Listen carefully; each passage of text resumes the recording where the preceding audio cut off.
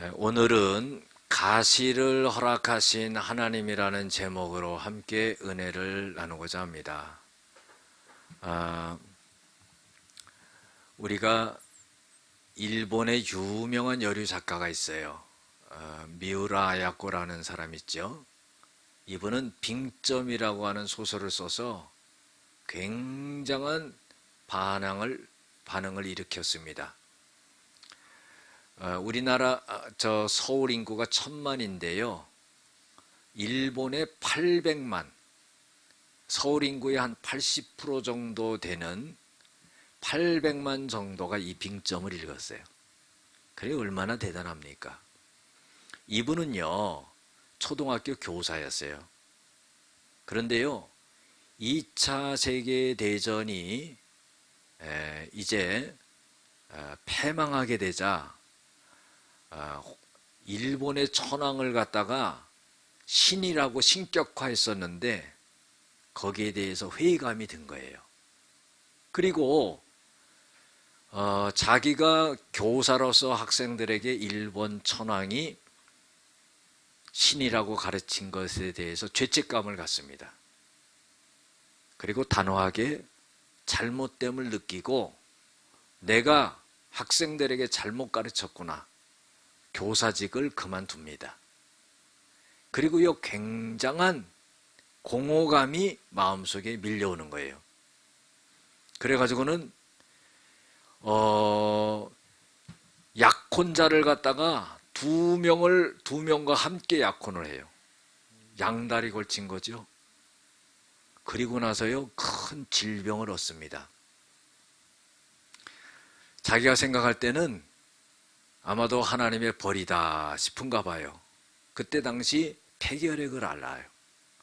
지금은 치료하는데 아무 문제가 없지만은 그때 당시에는 불치의 병이었어요. 그래서 죽음과 싸우는, 사투하는 그런 시점에 놓이게 됐지요. 그러면서 이제 죽음을 앞두고 병과 투쟁을 하면서 이런 생각을 해봅니다. 사람이 무엇 때문에 사는가? 여러분들, 우리가요, 열심히만 살면 이런 생각 못합니다. 큰 어려움을 당하고요, 죽을 고비를 죽음 앞에 놓여 있을 때, 야, 사람이 왜 사는가? 미우라 아야코가 그런 생각을 해본 겁니다. 참 앞을 알지 못하는 인생의 삶을 살아가는 것이 사람이구나. 내가 살아가면서 정말 어떤 기쁨이 있을까? 살아간다는 게 뭘까?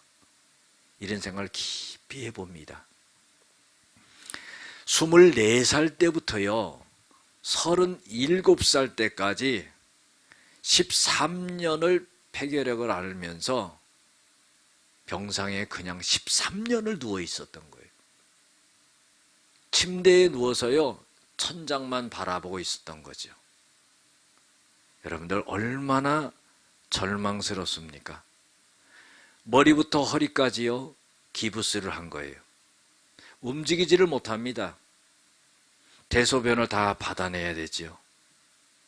죽음의 공포가 늘 몰려오는 겁니다. 소망이 없는 겁니다. 죽고 싶은 거지요. 그런데요, 그때 주님을 만나는 거예요. 정말 극적으로 드라마틱하게 주님을 만나요. 그리고는요, 죽음의 공포에서 벗어나고요, 13년을 누워 있었지만은 마음에 소망이 생기는 거예요. 여러분들, 우리가 주님을 만나면은요, 내 안에 기쁨이 있는 거예요. 정말 주님이 나와 함께 하시는가, 그렇지 않은가는요, 내 안에 기쁨이 있는가 없는가가 증명이 됩니다. 아무리 힘들고 고통스러운 일이 있다 할지라도 내 안에 기쁨이 있으면은요, 주님이 나와 함께 하시는 것을 느낄 수가 있는 거예요. 믿음이 있다는 증거지요. 그래서 소망을 갖게 된 겁니다. 그리고요, 남편 미우라 미츠요 씨를 만나서 결혼을 합니다. 병석에 누워있는 여자를 누가 아내로 맞이하겠어요? 그런데 이 남편이 대단한 분이에요. 이런 말을 합니다. 내가 당신과 3일 동안만 산다 할지라도 난 당신과 결혼하겠다고. 그래서요, 감동이 된 거예요. 결혼을 했어요. 여러분들, 미우라 하야코가요, 결국은 99세까지 살았습니다. 대단한 일이죠. 그리고요, 하나님을 만나고요, 마음에 자기의 모든 내적으로 일어나는 그러한 인간의 삶에 대한 문제, 죄에 대한 문제, 이런 것을 갖다가 갈등을 하면서 그것을 소설로 풀어낸 거예요. 그게 대표작이 바로 빙점인 겁니다. 그래서 가난한 구멍가게를 하는 이 여인이 신춘문예에 당선이 돼가지고 1천만 엔의 상금을 타는 것으로 인해 가지고 일본에 대단하게 떠들썩했습니다. 그게 유명해진 거지요. 42세에 당선이 돼가지고요, 그 기쁨이라는 것은 말할 수가 없었습니다.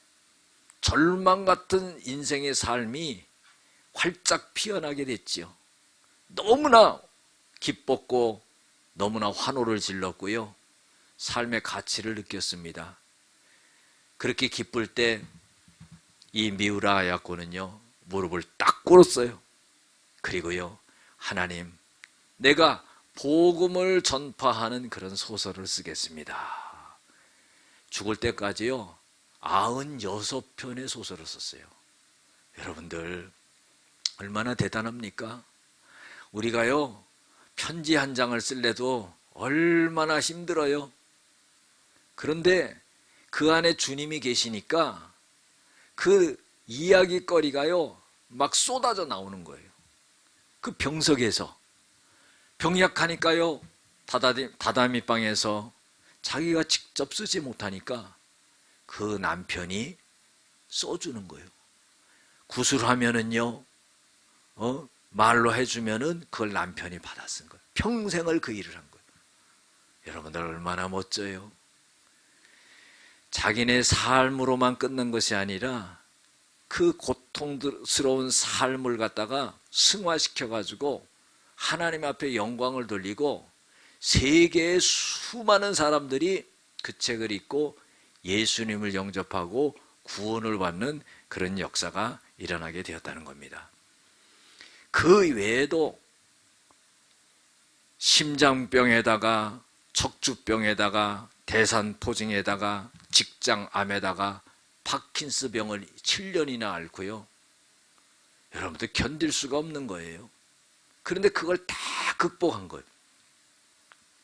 여러분들, 사람의 힘으로는요, 한계가 있습니다.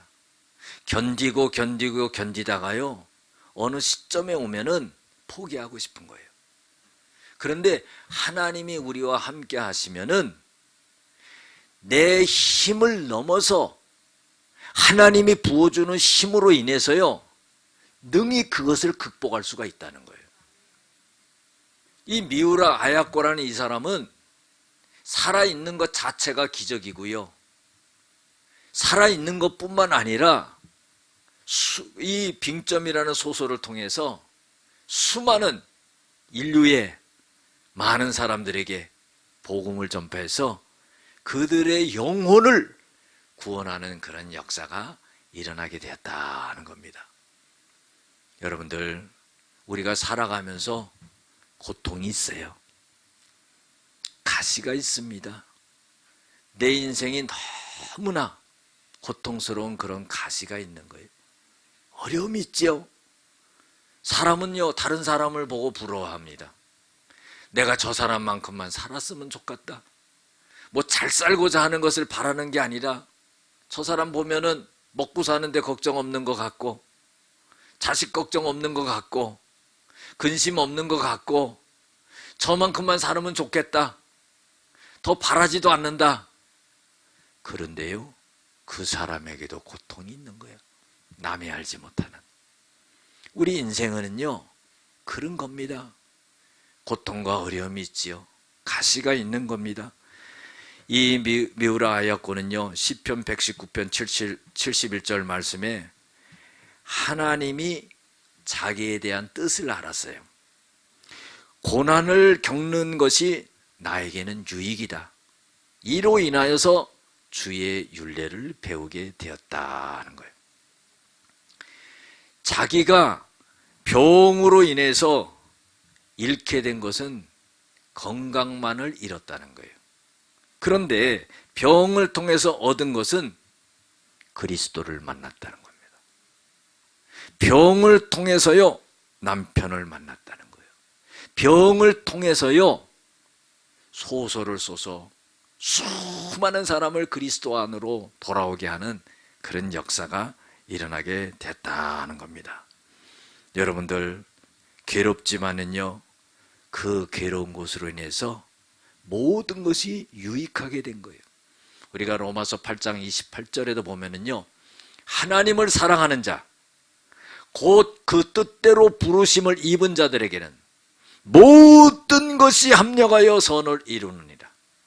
오늘의 고통도, 오늘의 어려움도, 오늘의 문제도, 죽을 것 같은 그런 힘든 문제도 그것이 다 하나님의 선을 이루는 그런 것이 된다는 겁니다. 중요한 것은 뭡니까? 믿음의 눈이에요. 내 육신의 눈만을 뜨고 내 상황만을 바라보고 괴로워하고 고민에 빠지고 우울하고 절망하는 것이 아니라 그 고난 뒤에 숨겨놓으신 하나님의 축복, 하나님의 계획하심, 하나님의 은혜를 바라볼 수 있는 그런 믿음의 시각을 가져야 된다는 겁니다. 여러분들 새들 중에서도요 가장 시력이 좋은 새가 독수리라고 그래요. 독수리 보세요. 이런 동네에는 살지도 않아요. 이 동네 새 독수리 나타난 거 봤어요? 독수리는 이런 데 안 삽니다. 시시해서 이런 데 안 사요. 높은 곳에요 절벽에다가 둥지를 틀고요 그 높은 산 골짜기로 불어오는 강한 바람을 맞으면서요 날개를 쫙 펴고 사는 거예요. 밑을 내려다 보면은요 보이지도 않는데요 독수리의 눈은 5.0이 넘는데요. 그래서요 모든 것을 바라봐요. 여러분들 하나님의 눈이 밝으신 거예요. 우리를 바라보는 것이요 독수리 눈보다도 더 밝게 우리를 바라보고 계세요. 하나님은요 인생이 아니시니 졸지도 아니하시고 주무시지도 아니하시리라.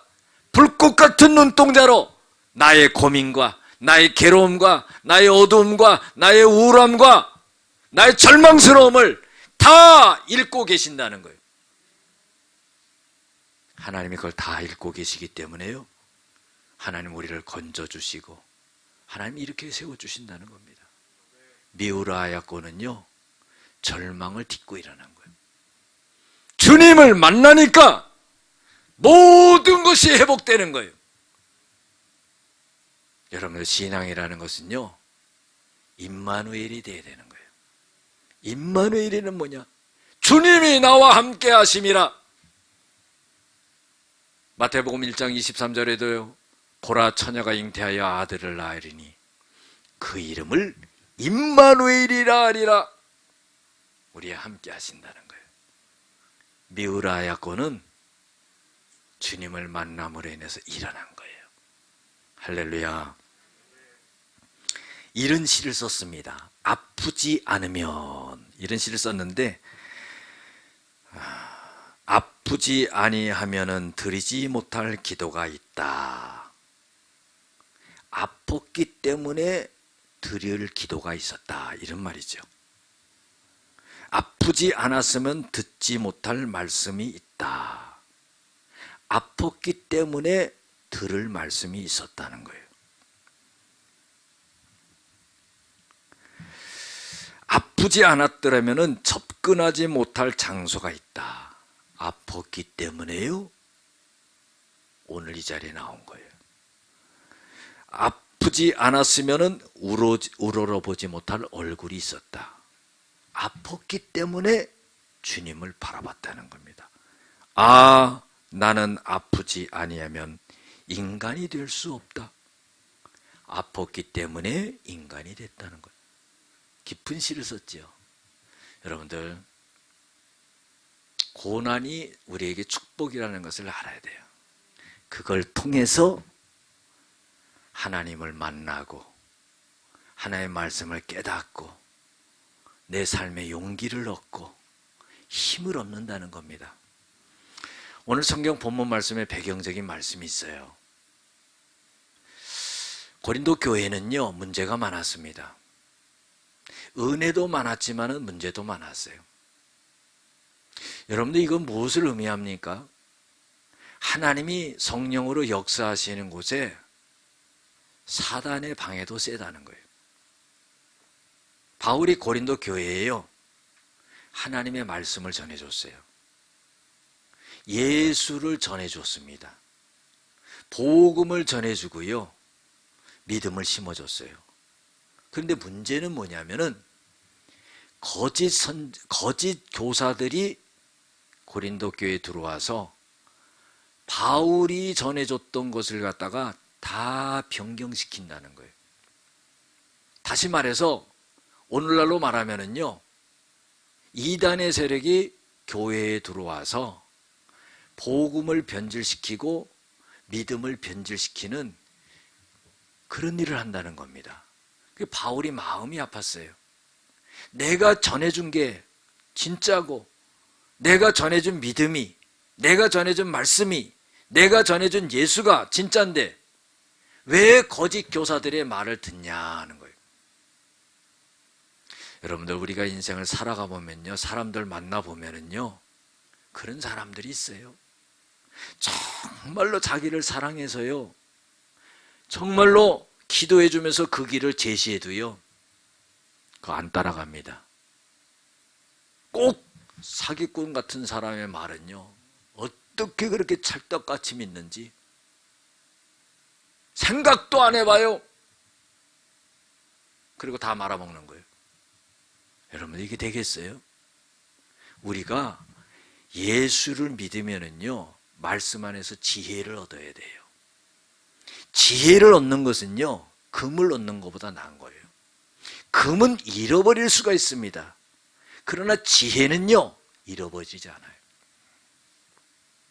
우리는요, 우리 사모가 늘 잠언을 드라마 바이블로 틀어놔요. 제가 새벽 3시 반에 일어납니다. 그러면요, 벌써 그걸 틀어놔요. 잘 때도 틀어놓고.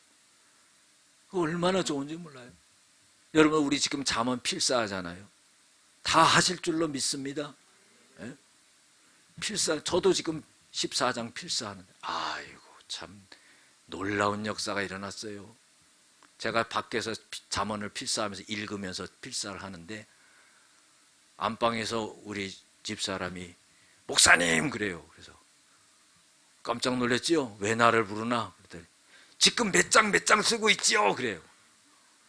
이야, 나도 거기 쓰고 있어요. 그 말씀을 그 시간에 딱 쓴 거예요, 같이. 여러분들, 이건 계속 쓰라는 말씀이에요. 어떻게 그런 일이 일어날 수가 있겠어요? 그렇죠? 여러분들, 잠언이라는 말은요, 바늘 잠자에다가 말씀 원자예요. 그러니까 이 바늘 잠자는요, 대나무 죽자가 위에 있습니다. 그러면 이건 뭘 말하냐면은 바늘로 찌르는 것 같은 말씀이라는 거예요. 그건 뭐예요? 깨닫게 한다는 거죠. 하나님의 말씀이요, 우리를 깨닫게 하는 거예요. 할렐루야. 하나님 말씀을 들을 때마다 우리의 영혼이 깨어나는 거예요. 잠자고 있으면 죽은 거지요. 말씀이 들려지고 깨달아질 때 어떻게 해요? 우리가 살아나는 겁니다. 영적으로 무뎌져 있을 때 하나님의 말씀이 우리를 찌르는 거예요. 깨달아지는 거예요. 한의학에서도 보세요. 무슨 뭐 주사액을 놓습니까? 바늘로 찌르면 낫잖아요. 그거 참 신기해요. 예? 그냥 뭐 얼굴이 틀어지고 몸이 아프고 그럴 때요, 바늘로 찌르는 거예요. 자극하는 겁니다. 그럼 신경이 살아나는 거예요. 우리 영적인 것도 마찬가지라는 거예요. 하나님의 말씀으로요, 우리를 찌르는 거예요. 그때 깨어나는 겁니다. 고린도 교회 교인들은요, 어리석었다는 거예요. 은혜도 많이 받았는데 하나님의 말씀을 전해준 걸 깨닫지 못하고 알지 못하고 변질되고, 그게 바울이 너무 안타까웠지요. 당신들이 거짓 교사들이 대단한 줄 알고 쫓아다니는데 정말 내가 자랑을 안 해서 그렇지 그 사람들보다 내가 떨어질 게 없는 사람이다. 내가 사도들보다도 어떤 사도들보다도 떨어질 수 없는 사람이다. 여러분 실제로 그래요. 신약 성경 27권 중에요 13권을 썼어요. 히브리서도 썼다 이런 설이 있는데 그렇게 하면 14권이죠. 바울이 아니고서는요 우리에게 복음이 전파될 수가 없었어요. 이 성경이 우리에게 올 수가 없었다는 겁니다. 이 바울이 얼마나 뛰어난 사람이에요.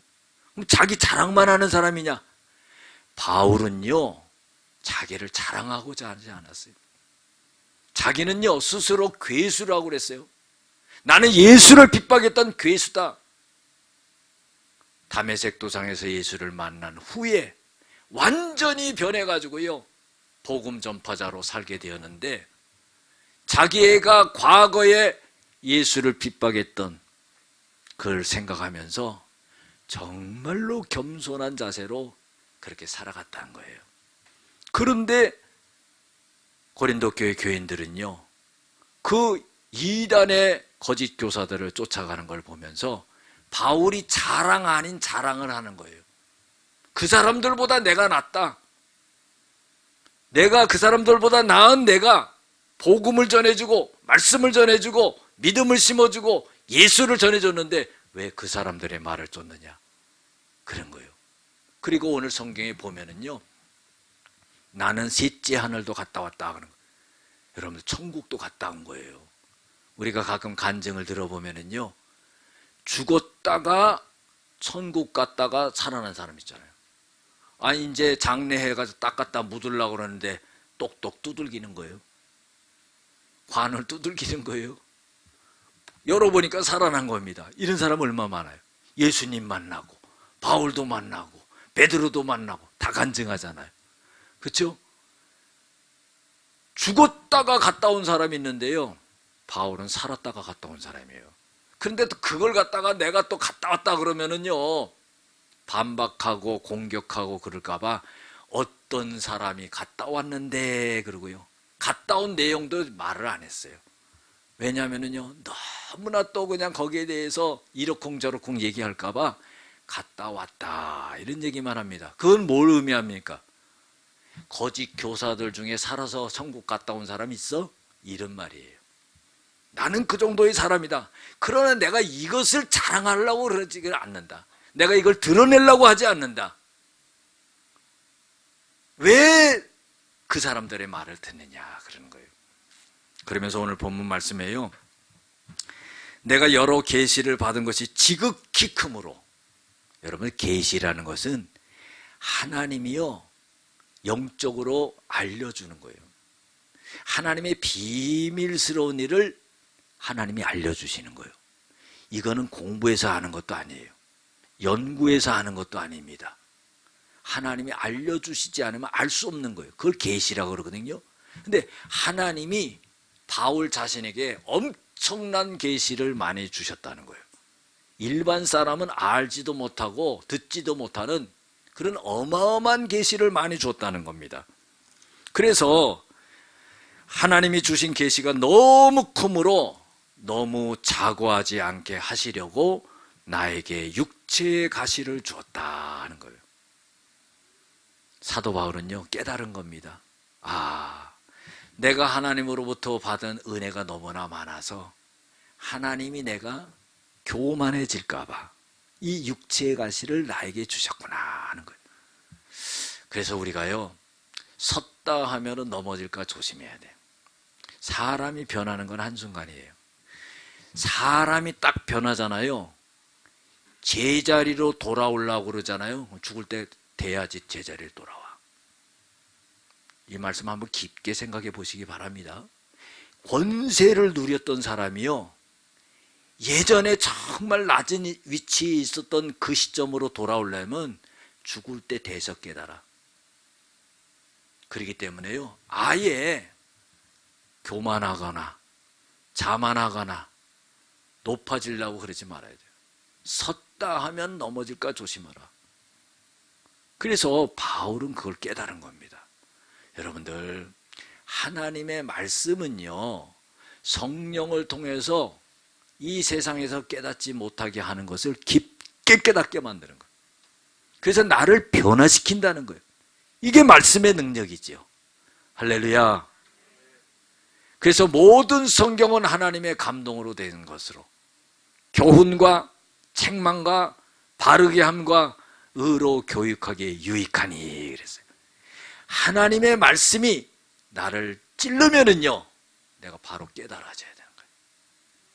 내 마음의 자세가 되어 있지 않으면은 아무리 말씀하셔도 들려지지가 않는 거예요.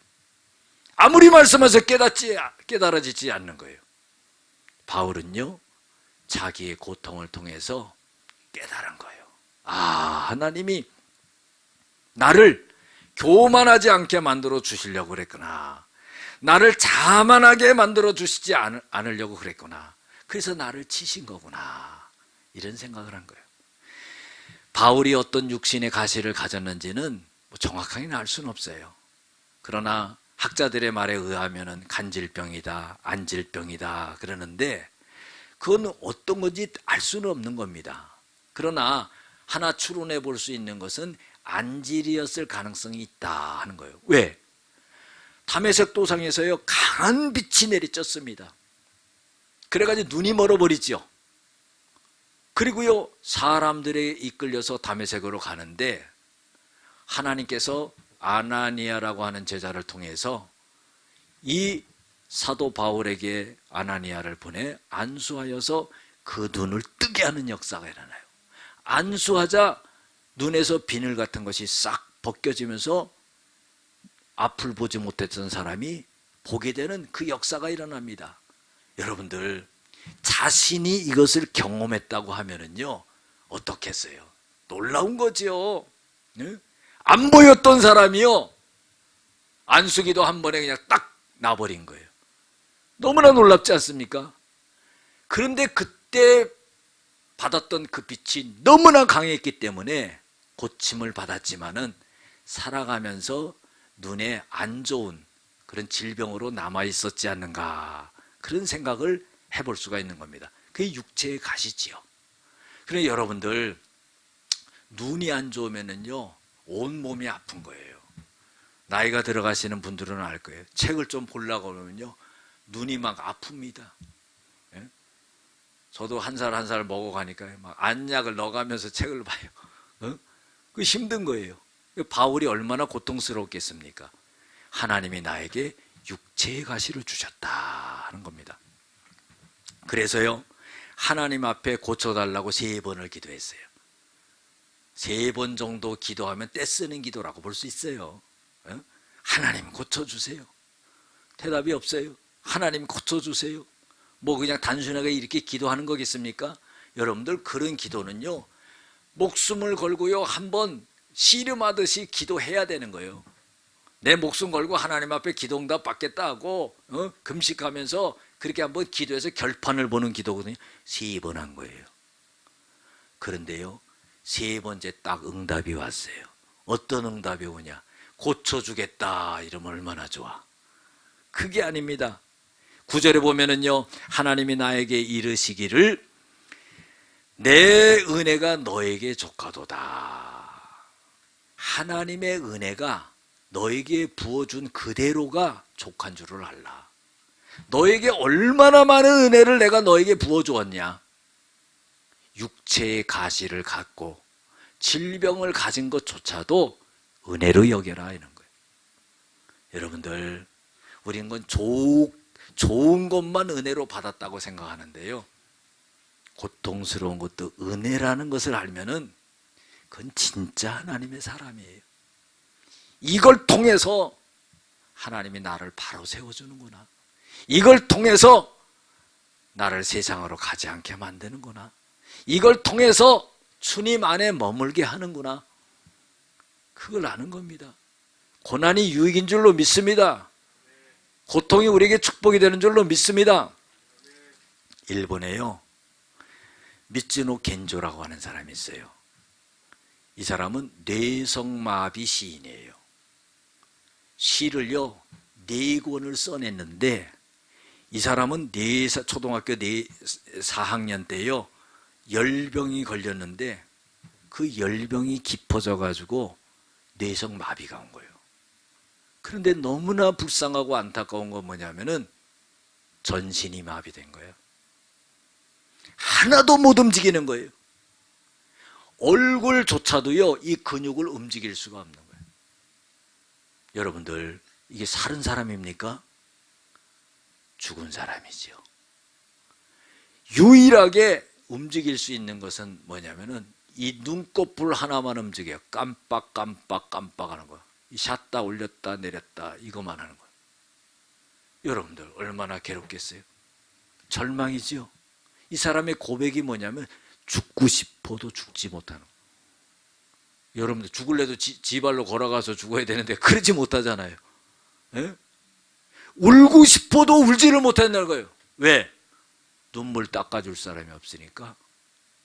너무나 절망스럽고 말도 할 수 없고 고통스럽고 움직이지도 못하고 모든 게 끝난 인생이지요. 내가 왜 이러고 있나? 내가 왜 눈만 껌뻑이고 있나? 그렇지 않겠습니까? 여러분들, 그런 거 비하면 우리는 얼마나 감사해요. 할렐루야. 2사람이 아멘을 안 하네요. 할렐루야. 얼마나 감사해요. 아이, 좀씩 병도 있어요. 나도 약 먹는 것도 있고 다 그렇죠. 안 그래요? 죽을 고비 수술도 몇 번 넘겼어요, 저도. 그래서 살아있잖아요. 감사해야 돼요. 조그만 거 갖고 그렇게 그럴 필요가 없어요. 하나님이 데려가시면은요, 내 사명 끝나는 날이다가 가면 되는 거예요. 할렐루야. 안 간다고 버팅긴다고 안 갑니까? 그렇죠? 오늘까지 즐겁게 살고 하나님이 내일 오시라 그러면 가는 겁니다. 기쁘고 즐겁게. 다 고통이 있고 어려움이 있는 거예요. 그런데 이 겐조 씨에게요, 하나님의 은혜가 찾아와요. 어머니가 조그만 구멍가게를 한 것 같은데 어느 날 그 구멍가게 손님에 누가 찾아오면 목사님이 찾아오는 거예요.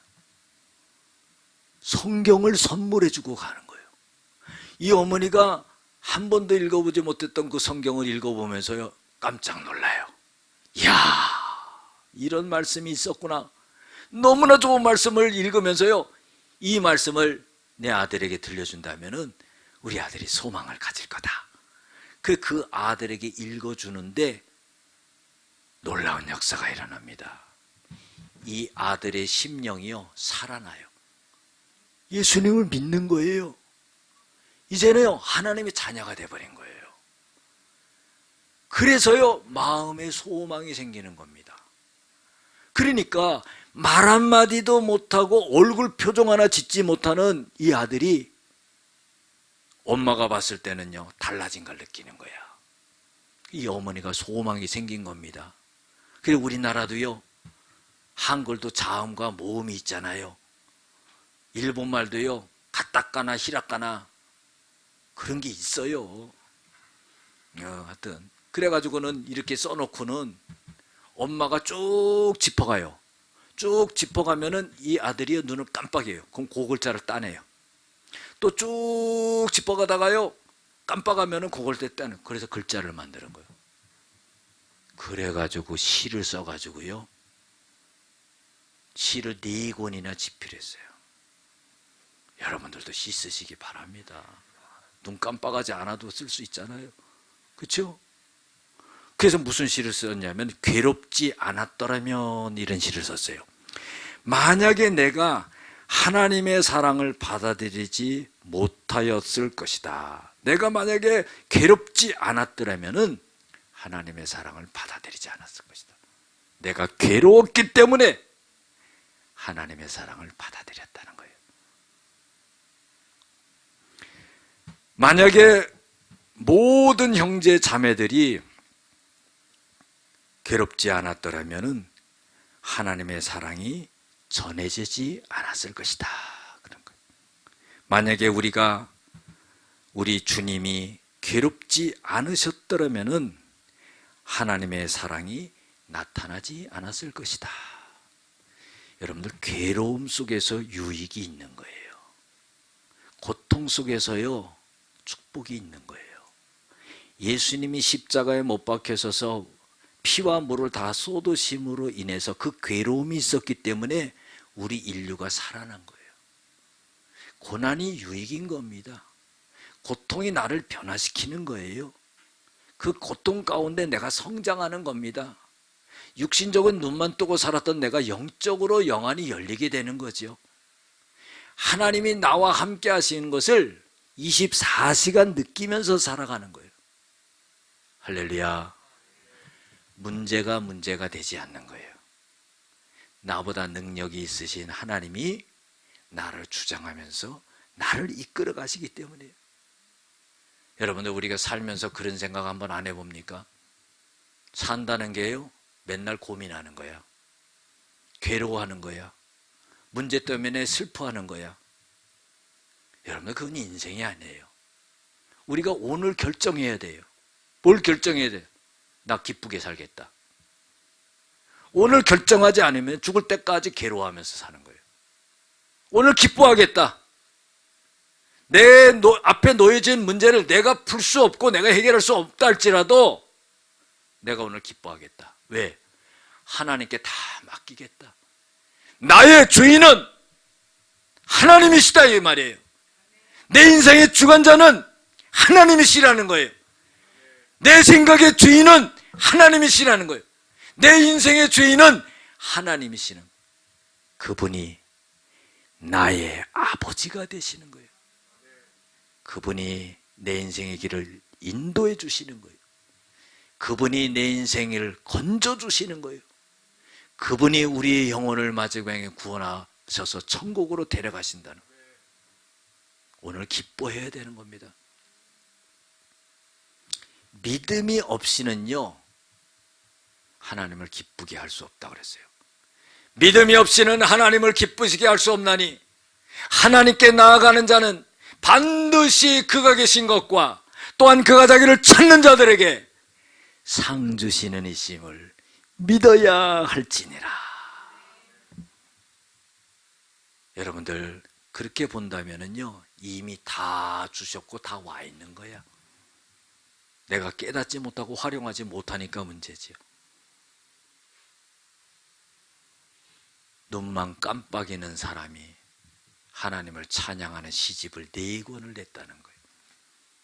우리는 이 사람보다요 100배 1000배 날 거예요.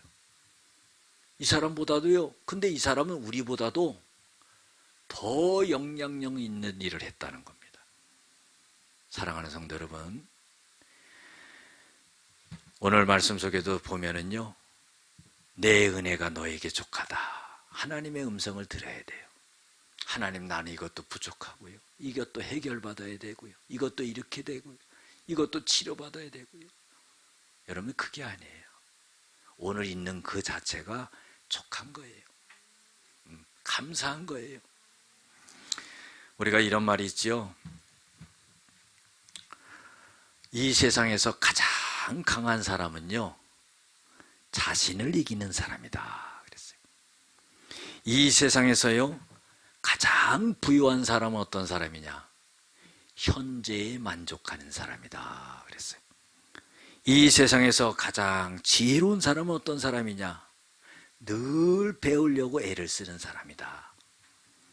마지막으로요, 이 세상에서 가장 행복한 사람은 어떤 사람이냐? 하나님께 감사하는 사람이다. 여러분들 감사해야 되는 거예요. 어떻게 보면은요, 이 세상에서 내가 하나님 앞에 감사함으로 행복이 넘쳐지는 겁니다. 내가 행복해지기 위해서 감사하는 것도 있겠지만은 내가 하나님 앞에 미리 감사하잖아요. 우리 삶이 행복해지는 거예요. 데살로니가전서 5장 16절 18절 말씀, 항상 기뻐하라, 쉬지 말고 기도하라, 범사에 감사하라, 이는 그리스도 예수 안에서 너희를 향하신 하나님의 뜻이니라. 기뻐할 줄로 믿습니다. 감사할 줄로 믿습니다. 그때 하나님의 은혜와 은혜가 더해지시고 믿음과 믿음이 더해지고 축복과 축복이 더해지는 그런 역사가 일어나게 될 줄로 믿습니다. 기도하시겠습니다.